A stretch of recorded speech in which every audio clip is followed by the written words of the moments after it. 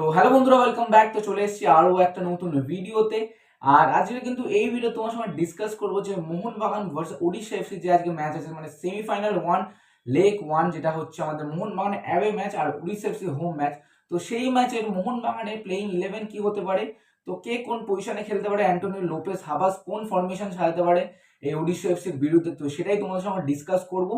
তো তার আগে বলে দিই, যারা যারা এখনো অব্দি চ্যানেলটাকে সাবস্ক্রাইব করেনি বন্ধুরা, তো অবশ্যই চ্যানেলটাকে সাবস্ক্রাইব করে পাশে থাকা বেল আইকনটাকে অল নোটিফিকেশনে ক্লিক করে শেয়ার করতে একদম ভুলো না।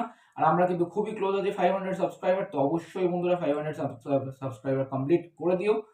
তো এবার চলে আসি, বেশি কিছু কথা না বাড়িয়ে এবার চলে আসি কিন্তু আমরা ফরমেশনে।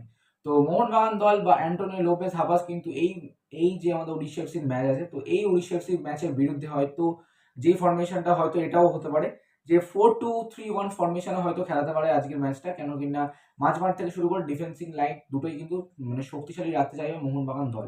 তো তাই জন্য অ্যান্টোনিও লোপেস হাবাস 4-2-3-1 ফরমেশনে হয়তো খেলাতে পারে, আজকে পসিবিলিটি আছে। তো যেটা বলে দিই যে গোলকিপার লাইনে কে থাকবে, তো গোলকিপার লাইনে থাকবে কিন্তু বিশাল ক্যাট। তোমার চারটে ডিফেন্স, যেটা হচ্ছে দুটো সেন্টার ব্যাক, একটা হচ্ছে হেক্টর ইউসতে আর একটা হচ্ছে আনোয়ার আলী।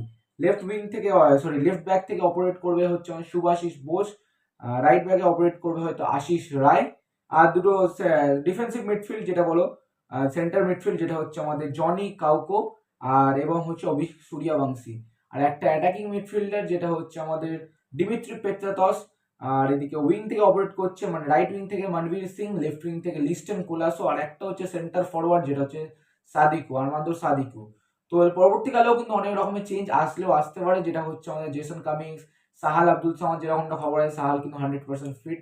তো দেখা যাক কি হয় না হয়, সেগুলো কিন্তু পরবর্তী আপডেট। বাট ফরমেশনে কিন্তু কিছু চেঞ্জেস আসতে পারে। তো তোমাদের ফরমেশনগুলো অবশ্যই কিন্তু কমেন্ট বক্সে করতে একদম ভুলবে না, কমেন্ট করে জানিয়ে দাও যে কোন ফরমেশনে খেললে তোমাদের মতো ভালো হয়।